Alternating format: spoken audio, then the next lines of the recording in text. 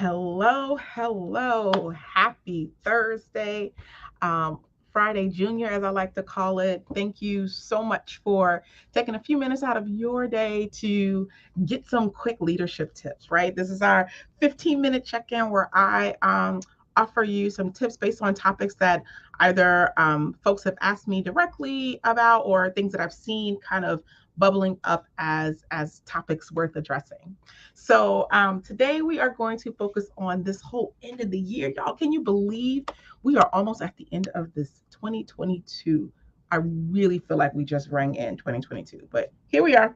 So I thought that I would give you some tips that as a leader, as you start to think about how to close out the year and how to do it with some grace, I thought I would offer you 5 tips to help you to successfully end the years, at least a little more stress free.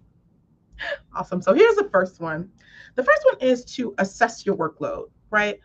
Where are you right now? Take stock, look around, look at what deliverables are still pending, what things on your to-do list still need to be done. But when I say assess, I mean have a real critical look. Like, does this really need to be done in the next, call it 5 business days? Because let's be real, like I want to encourage you all to not work hard through, 12/31, right? I'd want you to take some kind of break.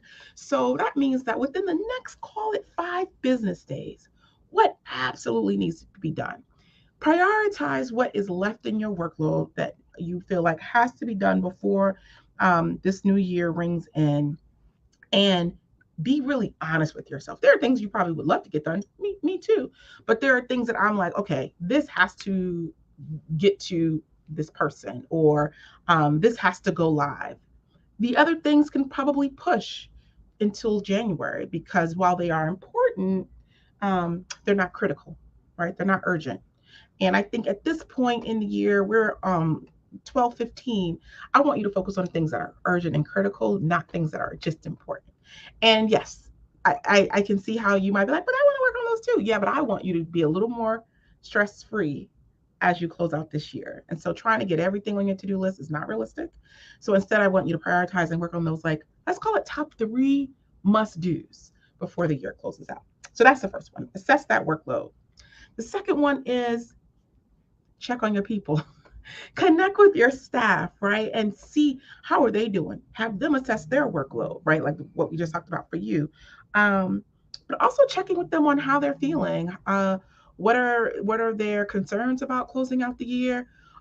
Talk about some, more lighthearted stuff. What are your plans to close out the year? Check in on them. Oftentimes, people are super stressed at the end of the year because they're trying to do all the things. They're trying to close out to-do lists. They're also trying to do a lot of personal stuff. There might be some traveling going on.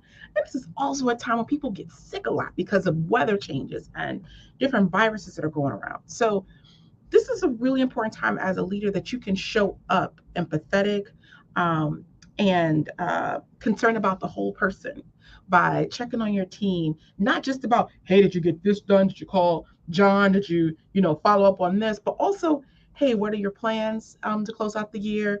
How are you feeling about your workload? How's everyone in your household feeling? Everybody healthy? Try to kind of check on the whole person as you connect with folks, because that's gonna help them see you as someone that is more than just about the task and the transactional aspects of their role. Okay. So that second one is to connect with your team. It's also a cool time to have some kind of end of the year gathering, little toast to a successful year, things like that is also a really nice time to throw that in if you can. Again, if it's going to be another thing on your to-do list that's going to stress you out, make that a kickoff of the New Year celebration instead. Okay. The third thing I often do, and I really take some time to do this. I like to reflect on the year that's passed. So I like to go back and look at some of the goals I set and see how I did. I will reflect on what new clients did I bring on board? What impact did I make? How did that project go? Where did things go differently than I had anticipated? So I really spent some time reflecting on the year because it helps me to see, well, how realistic were the goals that I set? how should I think about setting next year's goals? And also, it just gives me a chance to just take stock and sit back and be like, okay, okay, you did that. Oh, you met that goal. Or, okay, you need to spend a little more time in this area, or whatever the case is. So I really believe um, in the value of looking back and really seeing how far you've come in the year. So please, please, please take some time to reflect on the year that is ending. Okay, fourth one, start to set some new goals. I love that part of my year. And you see it if you're on social media. You see people having vision parties and all kinds of things. Whatever is the way you like to do it, you do it. But the intention of setting goals, of calling in, this is what I intend to do this year. Even as a leader, often setting goals becomes kind of this mundane task of like part of the performance management process, right? And so everyone's like, oh, here comes goal setting season. I'm not talking about that kind of goal setting.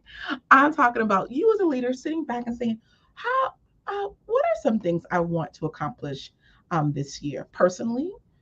As a leader of this entity, maybe even personally, just allowing yourself to dream big and to think about where do you want to go and what are some things that you want to say that you had accomplished by the end of 2023. Because trust me, as soon as we blink, we're going to be like, and here, look, it's the end of 2023, right? So now is a really cool time for you to just take some time to breathe in and to call in what things you want to see happen in 2023.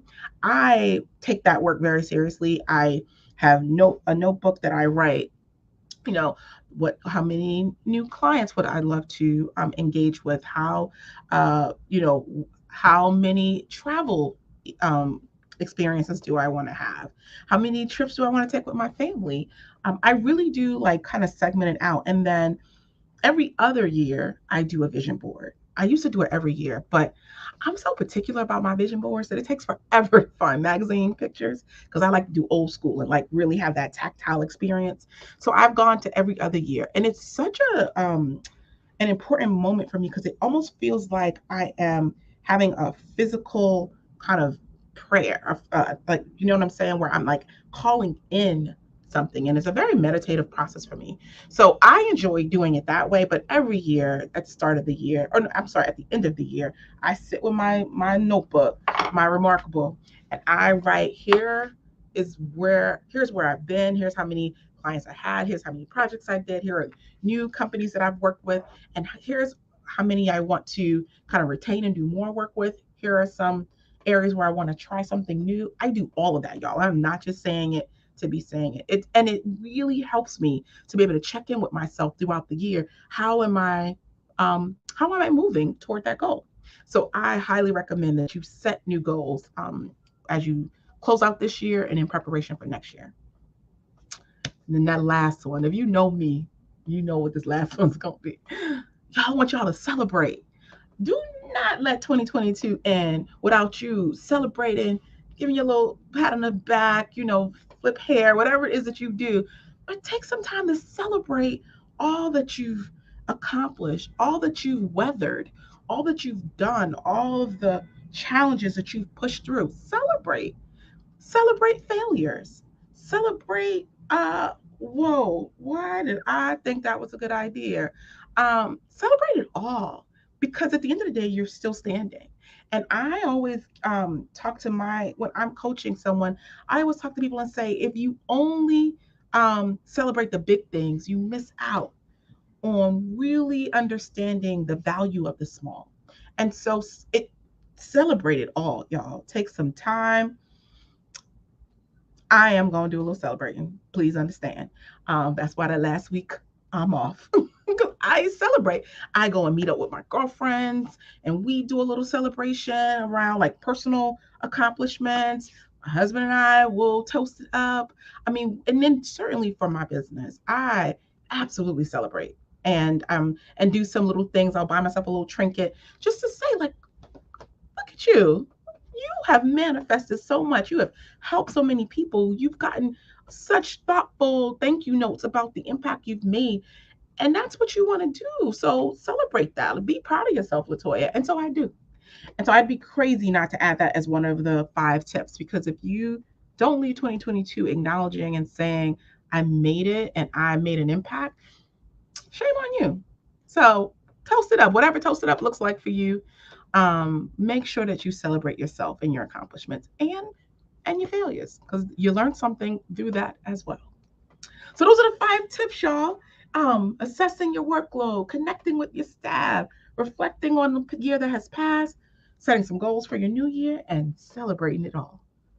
So I did that in 10 minutes, which means that we have 5 minutes for any questions that you all may have. If this was helpful, if there's something that you'd want to dig deeper into that I don't get to within these the couple of minutes that I have, please feel free to connect with me. My website is here, and there is an opportunity for you to click on a link in there and set up time to connect. I won't be around again that last week of December, but certainly before then or in the new year, I'd love to chat with you about how you can do some of these things and make them a steady practice for yourself. Oh my goodness. Okay, so the first question that came in was around team holiday parties. What are some of my thoughts on that? And gift giving. So here's what I'd say about team holiday parties. I would say to first check in with your team to see where they are with that, right? If are there any objections or any concerns about a team holiday party? And I would really, if there are none, I would really try to be as inclusive as possible in using the term holiday, right? For me, I will say, and from when I've led large teams, I've not made them Christmas parties. I've not done anything like that. I've just made them end of the year parties. And we can do a gift giving as a moment of appreciation for one another. Not necessarily, here's your, Secret Santa gift and all that. I just try to keep it a bit more general in order to acknowledge the diversity that was on my team. I had such wide range of folks and what they celebrated on my team that I did not want to do this in this moment of a season of a holiday that I personally might celebrate when I didn't do it for others. That was my the way I handled that. But what I would say now as a coach, just check in with people and ask them, like, does anybody have any concerns with us doing a holiday party? Now, here's the caveat though. If you don't feel like you have you've created an environment where people really feel safe to say, I got a problem with that. I don't really feel comfortable with that. Then I wouldn't ask, because basically you asking people, but the person or the people who aren't comfortable responding, rejecting that, they're not going to speak up anyway. So they're going to be sitting in a party that's uncomfortable. So your team well. You know the type of environment you've created. Do they normally push back on topics? Is this a group that has healthy conflict? If so, I would say, yeah, go out and ask them about a holiday party. If everybody just yeses you all the time and there's no like debate, don't ask, because you haven't built a fully psychologically safe team yet. So they're gonna just say yes to you anyway. So for that kind of environment, I would say just throw an end of the year party, give gifts of appreciation, and keep it moving. Okay, think we have time for one more question. And I see one coming here. Between your end of the year work, prepping for the holidays, and managing your household, you kind of feel like it's impossible to take time to have a break. Any advice? Absolutely. It feels impossible. I live that. My advice is to take one anyway. I would say again, go back to my first thing, assess your workload and then prioritize what is absolutely critical and urgent to do, not important, not useful, whatever. The thing about us, particularly women, is that we feel like we have to do all the things on the checklist right now. And I'm saying that at the end of this year, pick the top 3. And then number 4 is for you to take a break. That's your 4th one. Because if you try to do all 10, you're right, you'll never get to take a break. But if you try to do those top 3 and then go and take you a break, it will give you the rejuvenation, the reset that you will need to do the other things well in the future. So please, I implore you to take that break anyway. Listen, it'll be there when you get back, but go somewhere in Wusa because it's gonna rejuvenate you and refuel you for the next year. All right. Looks like I answered the questions that came up. Y'all, it has been a great year. This is our last LinkedIn live for this year. I hope you found them helpful. Please comment and let us know not only what you think of these 15 minutes, but what topics you might want to hear. We're so grateful for this community and to continue to offer you some quick tips that'll help you in your leadership journey. If you want to talk more, there's my website. I'd love to get to know you in our new year coming. But in the meantime, have a wonderful end of the year, and we'll see you on the other side. Bye.